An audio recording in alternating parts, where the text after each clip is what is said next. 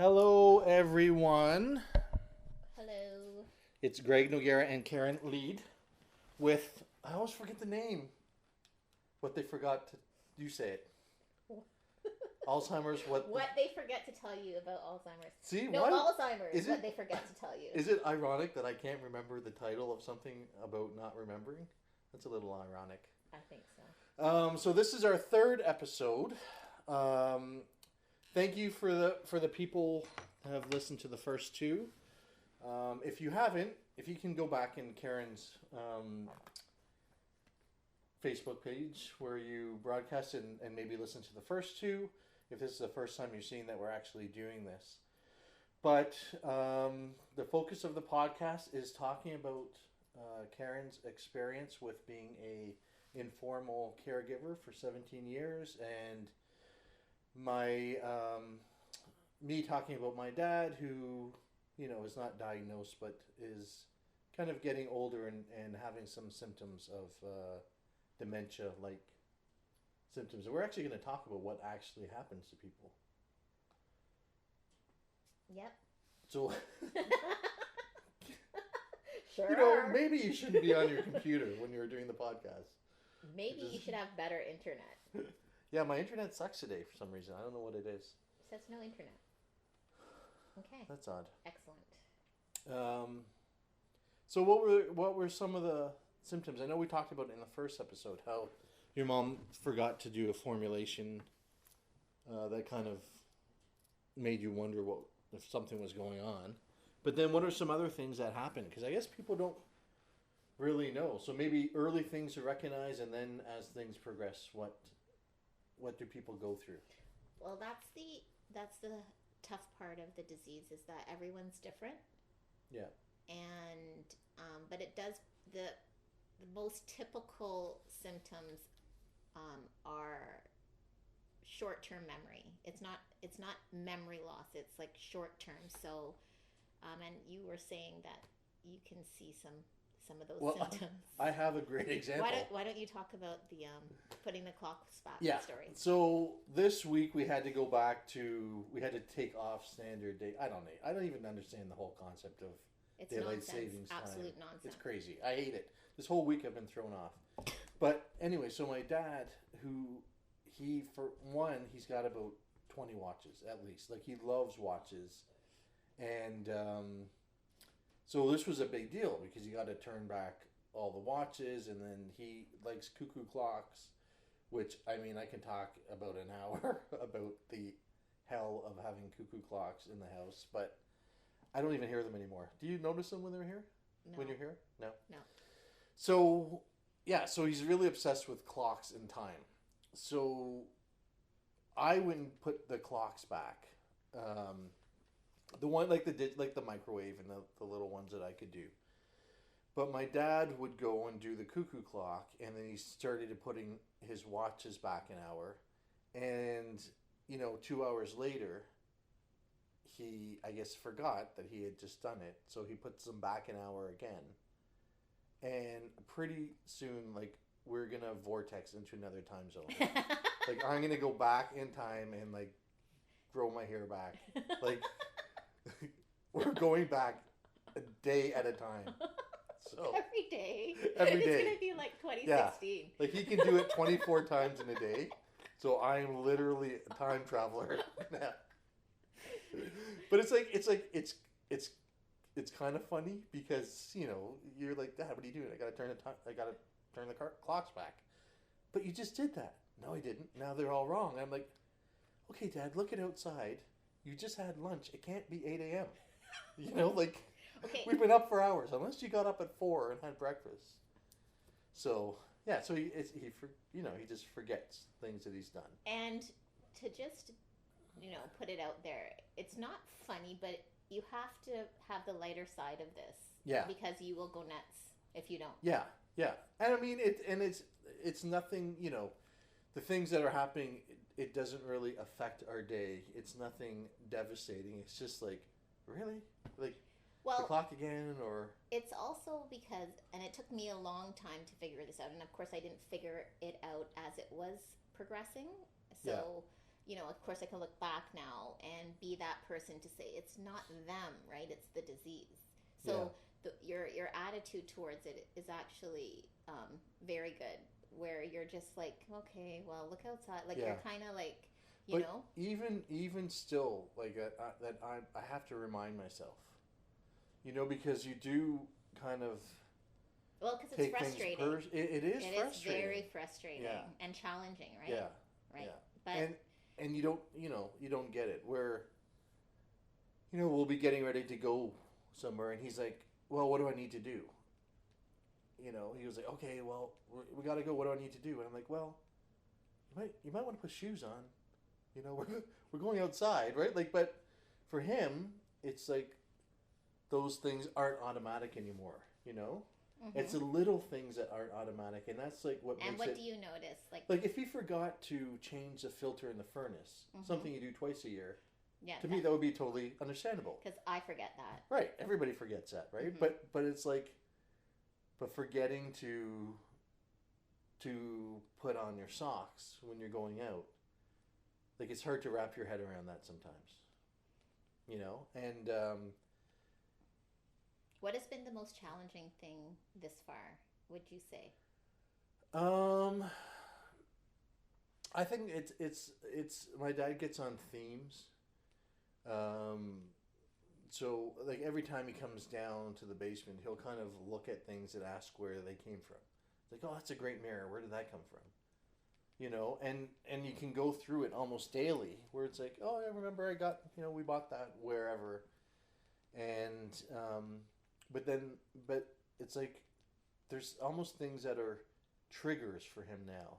So when he comes downstairs and sits down, he looks around, and then he'll see something, and that thought has never kind of registered in his long-term memory that I got the mirror from wherever.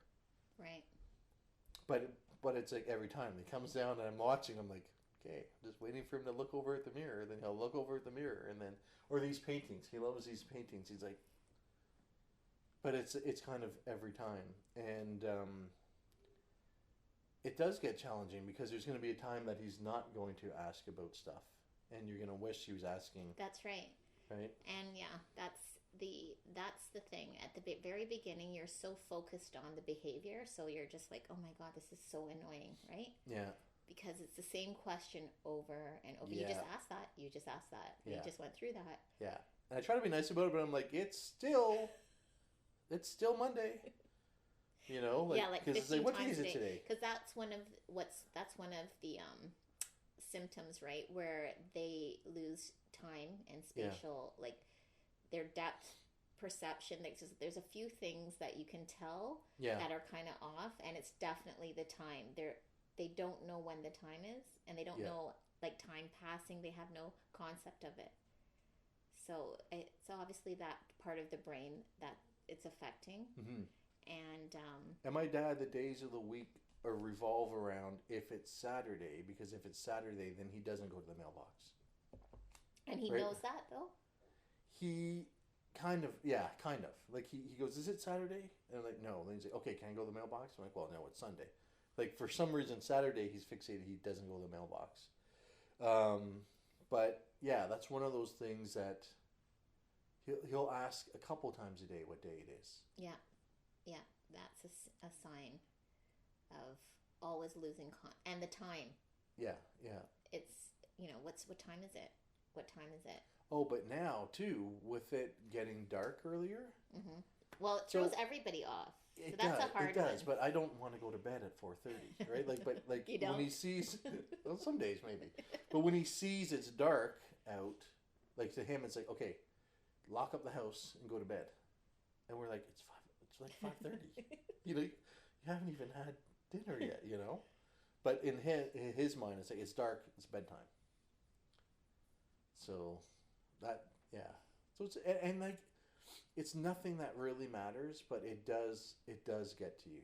And you have to constantly, like, I'm thankful that through my association with you and reading the book, it's not like I kind of know what's going on, but I still, even knowing, I still have to remind myself, okay, you know what? You got to get patient. Who gives a shit if he asks you 10 times Are you what day allowed to it say is. that on a podcast? Yeah, we are. Okay. We established that the Excellent. first one we're All throwing. right. Yeah.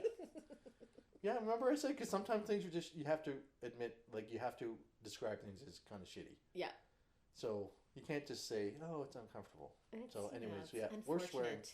We're swearing. Okay. Not excessively. But Okay. Well, unless you depends want on the to. day. Yeah. Right.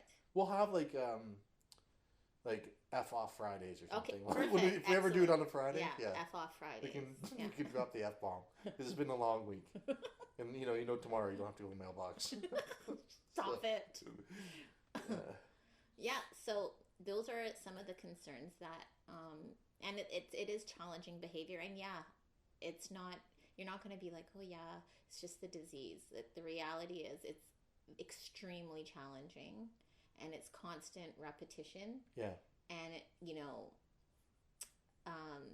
and of course they don't realize they're asking, but Yeah.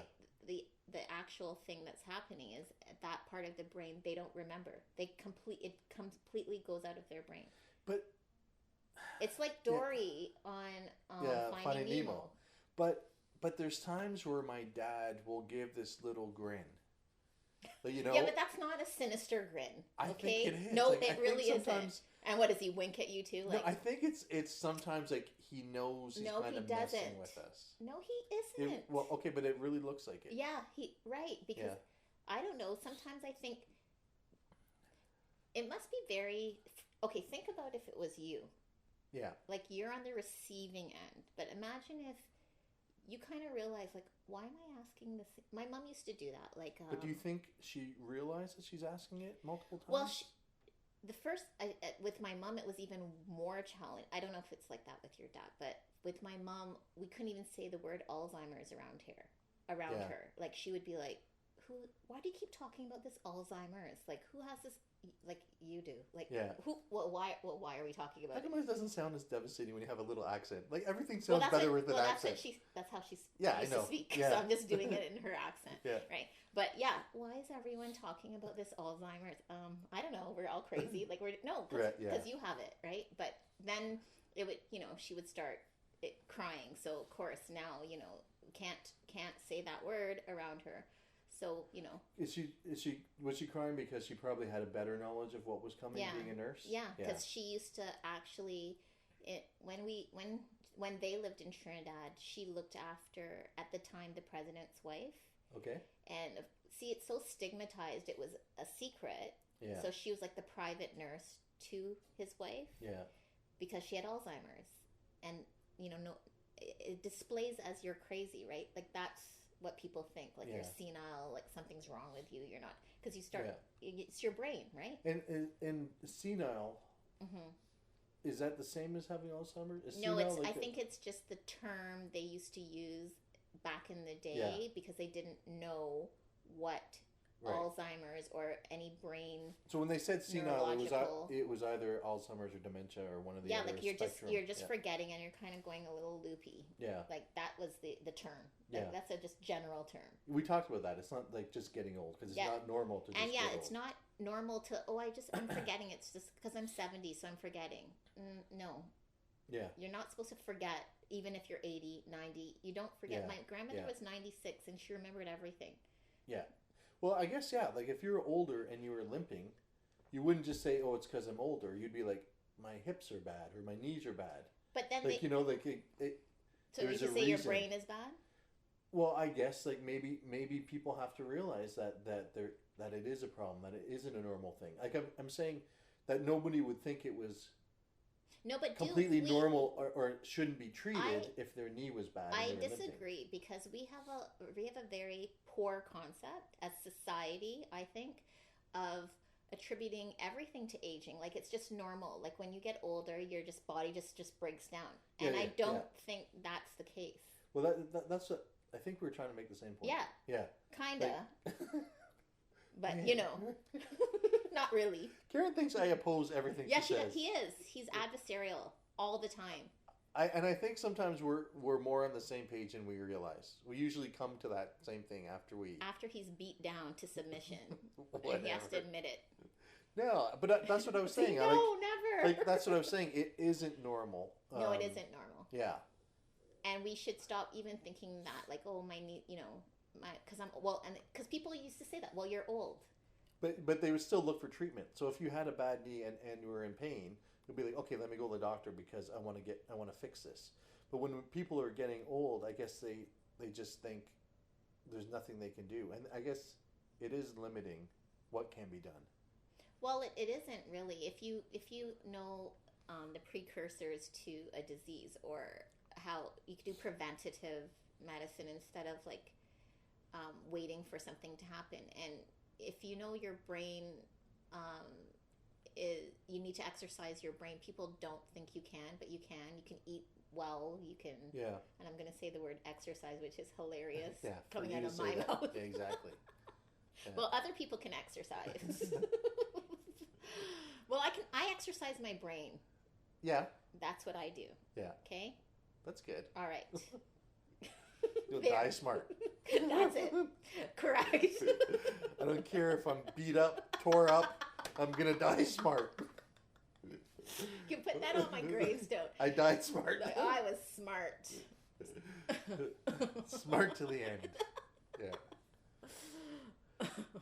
Hey, so you were at a convention lately, or? No, a caregiver talk. Okay. Oh, what are you talking about? Which one? When you went to Winnipeg. Oh, yeah, that was a convention. Yeah, and it's called Age Well. Age Well. Correct. Okay. Mm-hmm. And what did you learn there? What did you pick up, or what was it about? It was a really good conference on researchers and PhD students and inventors trying to assist caregivers and seniors to make their lives easier. Yeah. Right. So trying to find innovative ways to develop products or apps. Sometimes they have computer apps or actual technology to assist a caregiver. So is there anything imminent, exciting? I just find like a lot of this stuff takes a long time to implement, like everything else, right? Yeah, and that's the issue. Like, so even if you invent something, is it going to get passed? Because there's a lot of bureaucracy. So I don't know. But there were very, very interesting technology devices. Another thing is they are actually asking the caregiver, like the end user, right? And stakeholders they're bringing everybody in the process to the table, which is different. Right. They're not just like policymakers just going, okay, this is what's happening. Who have and we don't care. Real experience. It's not like at arm's length. At least they're bringing people to talk about it. And what would help speed up the process? Is it all money driven? Funding? Yeah, but they are a very good group. It's interesting. They're only 3 years in the making. This is their third conference, but they're making a lot of headway, and they're Age Well. Where are they based out of? All over. Like they're affiliated with over 100 universities internationally too. Yeah. So it's a big initiative, and they're getting funding from the federal government and even businesses, corporations. Yeah. So that's all part of your mandate to get people talking and get things moving, and helping the caregivers more. Yeah, it's about the advocacy of, for me it's about the caregiver and the thing is, you're not really going to benefit. Me, no, this is all for other people. Yeah, which is admirable. I'm at the end of the road, so this isn't going to help my personal situation. However, it could help others. Well, I know this is helping me being like kind of getting to know you and reading the book has helped me at the beginning stages, which I'm thankful for. Not that like everything sinks in and you still get frustrated in that, but the awareness helps to be like put things in perspective and know where things are going, and to like I believe not be so scared of the journey. Everything starts with one person, I guess, because I'm always like, oh, I'm only one person, but if it's not me, who's going to do this? Yeah. And who will they listen to? Like, that's the other thing. You have to have some sort of credibility. And I guess 17 years and counting is credibility, right? For sure. And you're the expert on it. And it's not just, I find that's not even enough. Like, if I was just coming out, I've been looking after my mom informally, I'd like to say that because I don't have hands-on experience. Yes and no, like that's observational though. You have. I have hands-on, like, and experiential. Like if needed, I will step in. But I'm not like the actual physical caregiver. But we even have help. Managing it is a huge job. And I don't think that's the part people think is so easy. Well, you have help. Okay, well, it's not self-managed help, right? Like it's a lot of coordinating, talking. It's different personalities. It's different. Like yesterday is a good example. My PSW. Oh, I have to leave at 4. The agency's going to call you to have somebody come in from 4 to 7. Like it's all, you still have to be involved in it. It's not on autopilot. Right. And then it's another person coming into your home, right? Yeah. It's another stranger. And then you've got to explain like your particular things. Yeah, right? Okay, here's the care. Here's what's going down. Do you have like written down? Yeah, I had to. Yeah.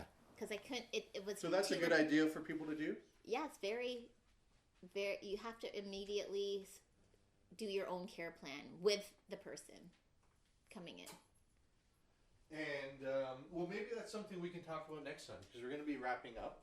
And the time flies, but hopefully we're getting out some good information. Maybe we should do webinars. What do you think? I don't know enough about webinars to know if it would be effective.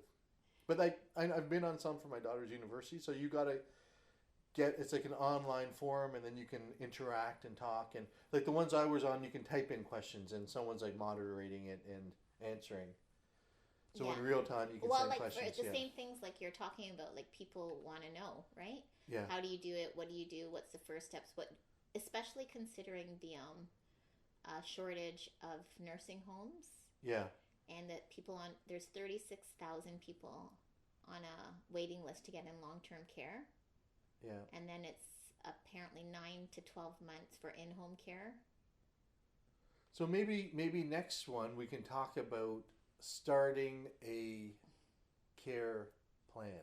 What did you call it? Care plan. So maybe like what you need to do and starting that, and because that's something that like some tangible things that people can start doing and save themselves the repeating it a million times to different people that well, you have to, for your own sanity. Yeah.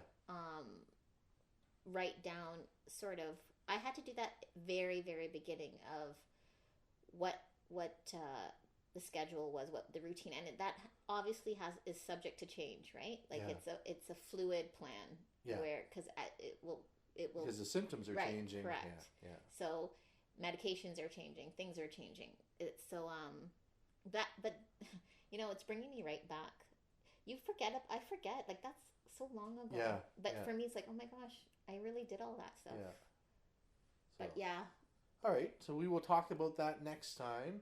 As always, we would ask you to subscribe, to share. And what do you want to know?